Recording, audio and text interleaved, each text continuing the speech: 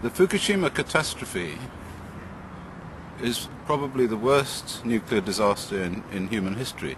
It's certainly worse than Chernobyl. The contamination from Fukushima has gone as far south as Tokyo. I have measured it personally in air filters from cars. At least 12 different air filters from cars were sent to me, some of them from the south of Tokyo, and many of them from 100 kilometers away from Fukushima. And they contain very large amounts of radioactivity in them, high levels of cesium-134 and cesium-137. So we can conclude without any doubt that that area, up to 200 kilometers, maybe more, away from the catastrophe site, has been seriously contaminated with radionuclides. Now, if the cars are breathing this material, then so are the people, and so are the children. And so the children will be contaminated with radioactivity.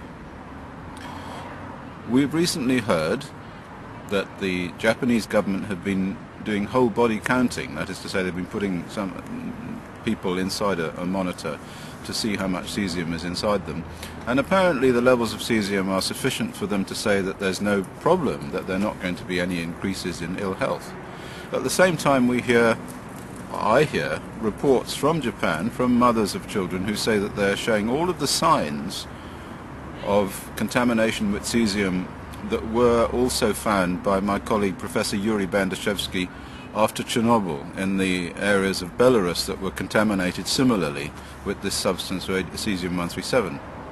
And what it did there was that it went into the heart muscle and it caused conduction difficulties and destroyed heart muscle. So the children in Belarus were suffering heart attacks and arrhythmias. That's when the heart doesn't beat properly. And of course later on in life they die young from heart disease because the heart cells don't replicate themselves. The heart cells, you get all of your heart cells at once. You get maybe 1% increase in heart cells per year. But over the period of time we're talking about, there's going to be no replacement for the cells that were damaged by the Fukushima catastrophe in the children. So we have two different points of view here. We have the point of view of the Japanese government, who are ignoring it, who are making these superficial measurements of cesium in the whole bodies of the children and the people, and are saying that these concentrations are not sufficient to cause any problems. Well, of course, this is an argument that's going on and on. It's like a tennis match, goes backwards and forwards. You know, the independent scientists say there's a problem, and the government and the nuclear scientists say there's no problem. Of course, the real problem is that we have to do something about it. I mean, I am a father. I have 7 children. I have 11 grandchildren. And I can't sit back and just let this go on with us in some sort of silly tennis match between us and the pro-nuclear scientists who are trying to save the industry from collapse. And all the time the children are getting more and more sick, and they're building up this level of radioactive damage, which will result in them getting sick and dying with cancer, heart disease, whole range of illnesses that were all discovered after Chernobyl. And it's not as if this is something new. We know what's going to happen. We absolutely know what's going to happen. We have looked very closely at the health effects of people who were exposed to these same radionuclides after the Chernobyl accident in the same quantities. Not as many people, I have to say, which is why Fukushima is a worse disaster. So I decided we had to do something, and I was contacted by some people in Japan who said, what can we do? So instead of just moaning about it, we decided to do something. Now, there are actually some things that we can do. The first thing we can do is we can actually measure the radionuclides ourselves, because frankly we do not believe what the Japanese government is coming out with. We don't think that they're right. I mean, I've measured more radioactivity in a car air filter than they are measuring in a child. And the car breathes air in the same way as the child breathes air, so I don't really believe what they're saying. That's the first point. So we need to have independent testing.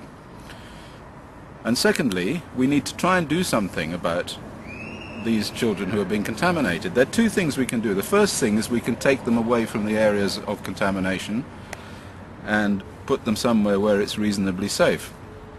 But that leads us to another problem, because what's happening now, as I'm told, is that the Japanese government are trucking radioactive material from the Fukushima disaster area, where it's contaminated, all over Japan. And even as far south as the south of Japan, we're now getting reports of radioactive material being taken all the way to the south of Japan to be burned.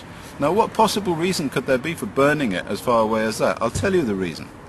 It's really quite sinister and horrifying. The reason is this, that eventually when these children start to die from leukemia, from other cancers, from heart disease, from whatever, their parents are going to want to go into court. They're going to want to sue the Japanese government, and they're going to want to have to say, in order to do that, these children were contaminated, and that's why they've got high levels of cancer. But of course, the only way that they can say that they've got high levels of cancer is to have a control group in an area that's not contaminated. For example, the south of Japan. So I believe that the project to take this material and burn it all over Japan is to destroy all of Japan, is to increase the cancer rate in the whole of Japan so that there will be no control group to which you can compare these children in the Fukushima area. So that's that point.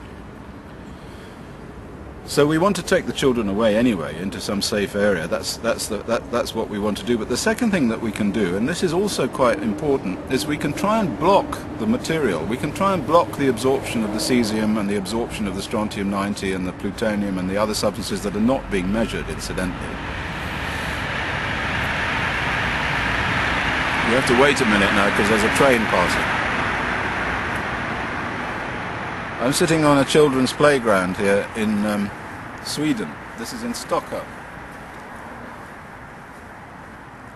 And I decided to talk to you from here, from Stockholm, where there is a significant amount of radioactivity as well, I have to say, in the Baltic Sea. I measured this myself, but that's another question.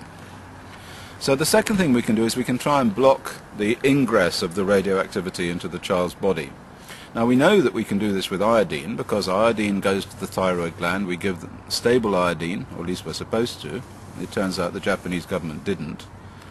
And then it stops the bad iodine, the radioactive iodine, from binding to the same sites. And you can do the same thing with the other radionuclides. For uranium and plutonium and strontium-90, which are the most serious, and all of which they're not measuring, incidentally, and none of which can be measured with a whole body counter, because they're alpha emitters or beta emitters, we can block their attachment to the DNA by giving large amounts of calcium and magnesium, which binds to the DNA and keeps the strontium and the uranium off the DNA. So that's one thing that these children can do. They can take a tablet every day of stable calcium.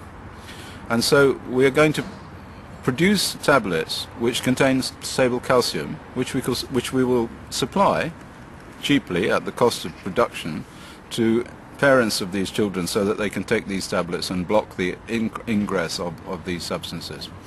And we're also working on another tablet which will block the ingress of cesium-137. Now, in order to do this, we have set up an organization in Japan called the Christopher Busby Foundation for the Children of Fukushima. And it has a website, and it's all in Japanese, and it's all being done by a colleague of mine who contacted me from Japan, called James Grand.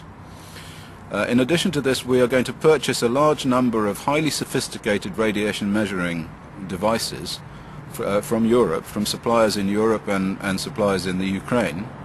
And we're going to make these devices available to the parents of children to measure the concentrations of these substances in the food, and also to supermarkets, and we will measure the substances ourselves.